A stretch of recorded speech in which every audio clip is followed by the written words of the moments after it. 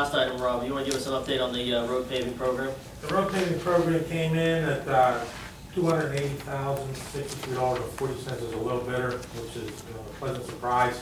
The list of streets that we're going to be doing, the contractor, that's what the contractor what it is.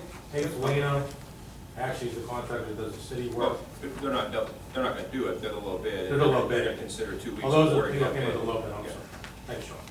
And actually, that contractor works with the city. To be piggyback off, we might have a better price. But anyhow, the streets we're going to be doing this year, North Emily from Crafton Boulevard to Emily Street Extension, Maxwell from Duncan to the dead end, Glen Street from Duncan to Maxwell, and then from Duncan to the dead end, so all Glen Street will be completed. Baldwick Road was added when we found out Noble Avenue is under construction. Baldwick Road, the Crafton portion will be done from the borderline of Crafton Boulevard. Hewitt Street from Thomas to Norma. And Baldwin Road, all the way from the Crafton Point to Crafton Boulevard? Yes. Wow, One okay. lane. Well, one lane city, one lane borough, so it'll be the one lane that city, that borough is responsible for. Hewitt Street from Thomas to Norma, and Norma from Hewitt to West Steuben. Those are our streets we have planned to do this year. And that puts us under what would be normally allocated for the road program, right? So what's the thoughts on the Delta? Well, we have crack sealing, addition to the bid, it came in about 13,000. So that'll put us pretty close to budget, but I'd like to discuss with council some opportunities, whether we set that or not. Up at the League of Municipalities Conference, I got an opportunity to talk to some vendors with a crack sealing, road sealing program, and I'd like to take an opportunity to explore and get some quotes off of these two vendors to see if it's something to be a little more extensive than just civil crack sealing and the cost to actually reseal not only just the cracks but the whole street itself. Okay. Can I ask a question? What did you said about Baldwick? We have one side, they have the other side? Yes. And You can we're see just the- gonna do one lane, literally? You can see the condition of Ride Ball, one lane of the city side in pretty good shape. Borough side, where all the potholes and problems are, the maintenance issues, our side's gonna get made. Can we ask them if they wanna do that one, then we can do it together? So It the whole probably- thing can be done? It probably doesn't, they probably won't do it because they're on a strict budget because it needs it. I mean, I don't think there's much bottle going from Crafton Boulevard to Noblesville.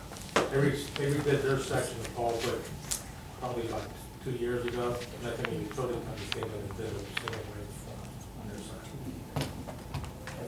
Do you have any update on what your plans are for the alleys? Or is that something you still got to work on? We did a little bit of work on some of the alleys, but as soon as I get the summer crew in, there's gonna be a crew dedicated to doing base work and repairs to the most significant alleys that need it. Basically, we're gonna try to get to, most of them, at least make them passable, but the extensive base work we have to do on some, it may not be what we do on all of them, but we're gonna try and get to every single alley if we have, 2 miles of alleys in the borough, but we want to try to make every one of those passable. They all need work. Every one of those alleys has garages access to it.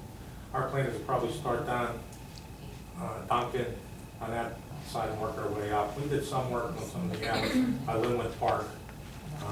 We're going to address that, make sure that that alley is addressed as well as the ones down there. We'll just start working our way upwards to it. I'd make a recommendation for you to come up with like at least a tentative plan. I know when you get into the alleys that ones could take longer than others, but let's at least come up with a plan that the community can see as to what order we're gonna address the alleys, because otherwise, the calls will just come in ad nauseum, right? So you just lay them out. I think it's fine to start there and work your way up, but let's try to just slot them at certain times. I'll give you a schedule. I'll give you at least a schedule of when we plan to do it. And if it slides one direction, that's fine, right? At least we'll know the order that they're gonna get addressed, and when one gets done, we'll move to the I'll next give you a one. 10-minute schedule, that way there's some flexibility there. Great. Okay. Any other questions for Rob about the paving program? Okay. Go lastly to citizens' comments before we adjourn. Is there anyone in the public that would like to address council? Name and address, you know the routine? Yep. Good evening, my name is Phil Tabasser, 401 Clearview Avenue. I just wanted to ask a couple of questions of council and of Public Works concerning Harris. I know there was some discussion at the end of last year to address the rest of the paving Harris.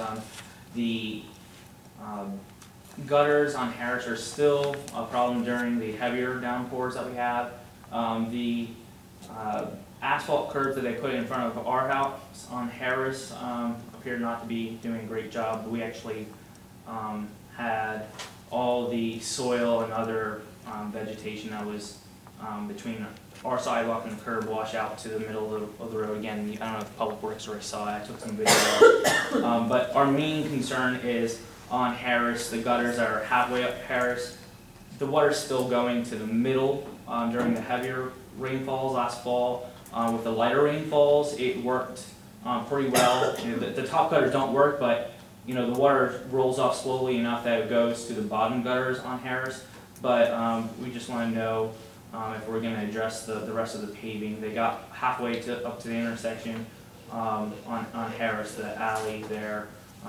And other than that, there are some other issues on the curb of Harris, but I don't really think we have time to address those right now during this session of council. But we just, everybody on Clearview is excited for the next phase, and as a word of encouragement to council, we really do, the community members do feel as if our roads are an imperative asset.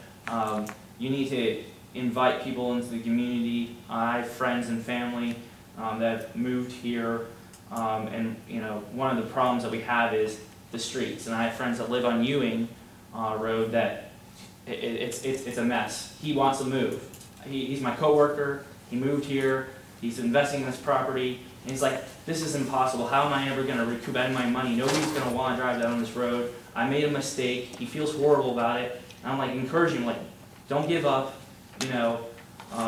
Continue to invest in the community." But it's like, well, the community won't invest in their own streets. How am I going to invest here in this community?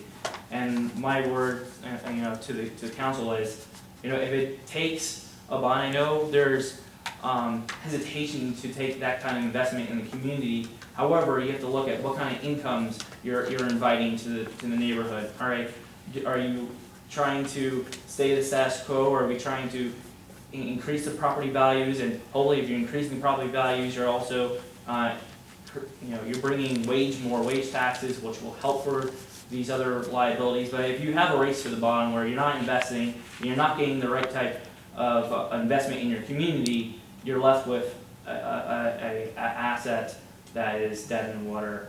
And I think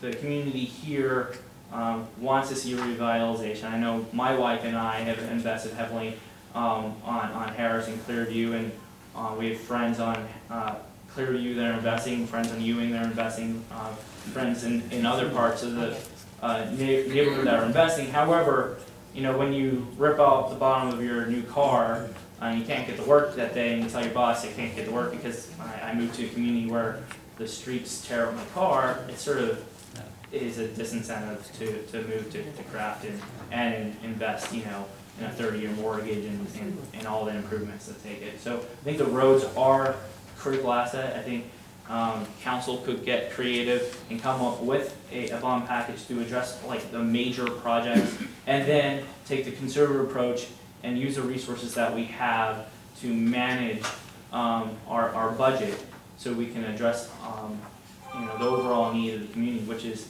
continue to invite people to our community. So thank you for your time this evening. I appreciate it. Thank you. Anyone else? I'll entertain a motion to adjourn. So all in favor? Aye. Opposed?